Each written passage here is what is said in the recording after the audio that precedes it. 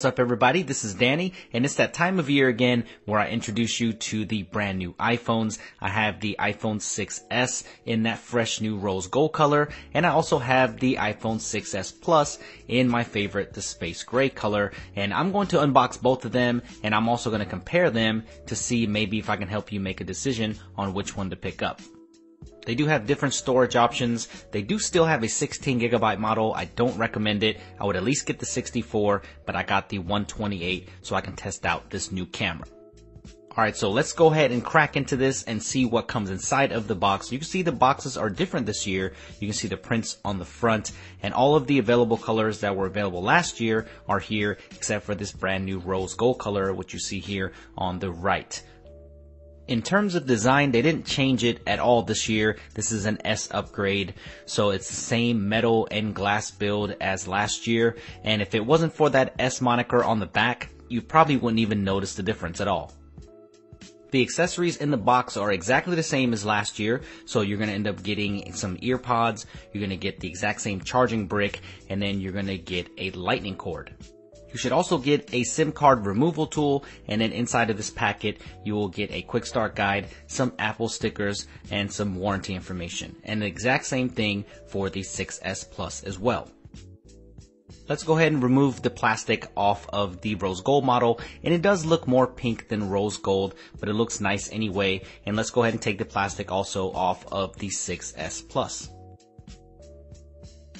Mostly all of the changes are internal, but there are some external changes here, mostly in build material, so we'll go over that right now. But when it comes to the actual aesthetics, it looks pretty much the same. Like I was saying before, the materials are pretty much the same. It's got the same resolution screens on the front, but the difference here is that you're going to feel that it's a little bit heavier because of the new screen tech, which we'll go over in just a little bit, and also because they are using 7000 series aluminum now to toughen this build, because Lou bent the crap out of these phones last year and Apple had to react. I guess aesthetically, a new color is a new feature, I guess if you can call it that. So if you see a rose gold model, then you know it's the updated model. And of course, Apple pays attention to the details. Even the pentalobe screws are matching the rose gold color, so that's a nice touch. When it comes to the design, I guess it's a love or hate relationship. Some people love it, some people hate it, and the antenna lines are a little bit harsh for me. So on my 6S Plus, I ended up putting a leather dbrand skin on the back, and it makes it look really classy, and it gives it some nice extra grip on that aluminum as well. So if you like this look, and if you want to make your iPhone look this way, then make sure you hit that link in the description section below, and you'll be on your way. Man, that looks good. I wish that Apple would give me a black iPhone, maybe in the iPhone 7, but let me know what is your favorite iPhone color. I mean, I like space gray the best, so let me know in the comment section below which iPhone color is your favorite. The home button looks exactly the same on the bottom, and the fingerprint scanner or Touch ID actually gets an update here. This is Touch ID 2.0. It's supposed to be much faster, and in my short time testing it so far, it does seem significantly faster. So instead of waiting for about a second to read your fingerprint, it seems to be a lot snappier.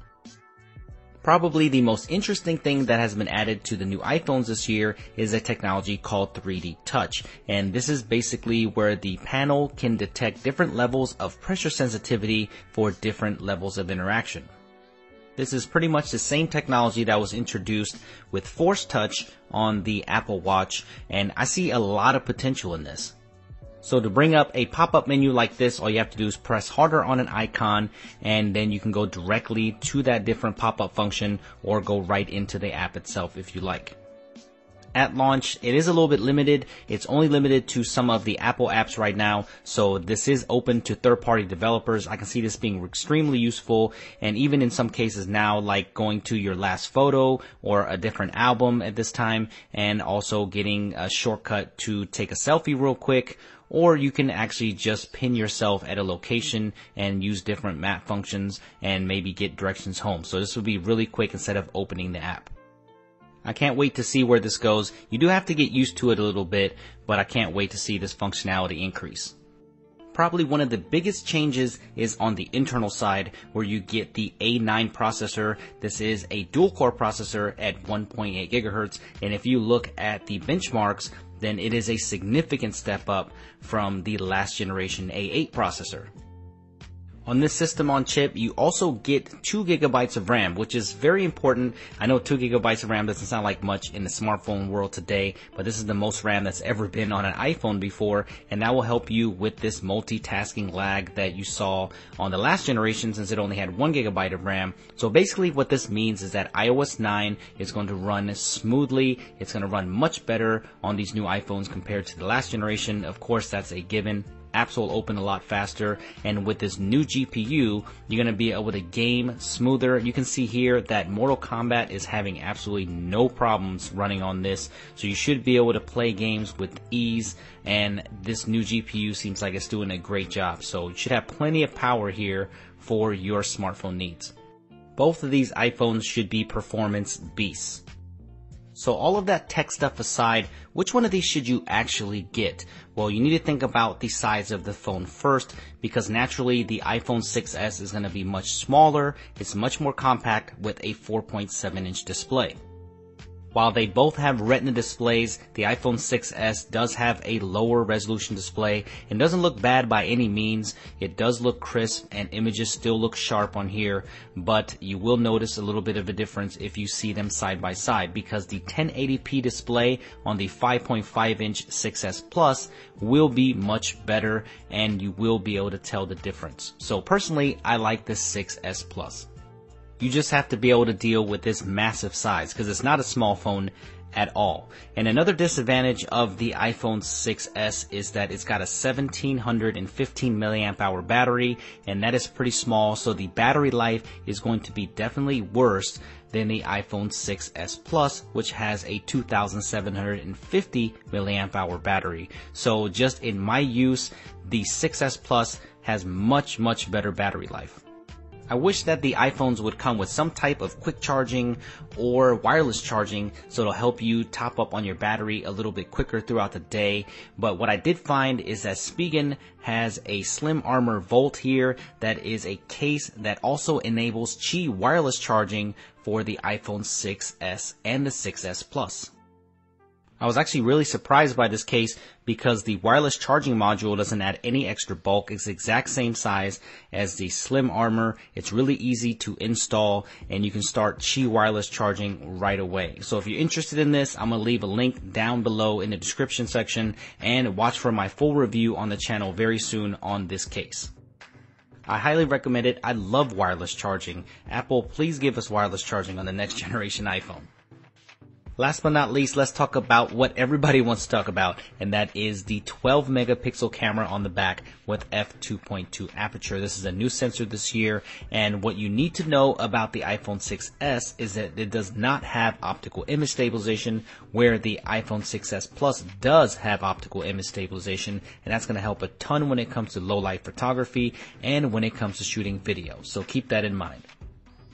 There are some new software features here in the camera as well, like live photos. Basically, they're just GIFs. I mean, they're going to take 1.5 seconds before and after, and then you can 3D touch on the screen to be able to see that. So you're going to be able to see a live moment instead of just a picture. But they do take up a little bit more space. The most important thing to me though, and a lot of other people, is that now you can enable 4K video at 30 frames per second. So from what I can see in my testing so far, the 4K video is pretty sharp on here. You're going to be able to see the 4K moniker right there on the corner when you're recording in it and when you enable it. And I'm going to be doing a full cinematic 4K sample very soon on the channel. I'll be working on that, so make sure you stay tuned, for I'm sure this is going to shoot some epic 4K video.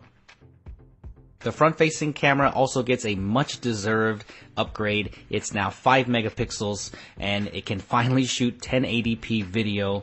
That's unbelievable at this stage. And actually, the front-facing camera has a pretty cool trick. It uses the screen as a flash. So it's going to use it as a dual-tone flash. It gives you a much more natural flash when you're trying to take selfies in low-light conditions. Here are a couple of sample images that I took today. The colors seem to be very vibrant but accurate. It seems to be very clear and crispy on the pictures as well. And I think the dynamic range looks to be very promising. So I will definitely take more pictures with this. Make sure you stay tuned to the channel for a full camera breakdown.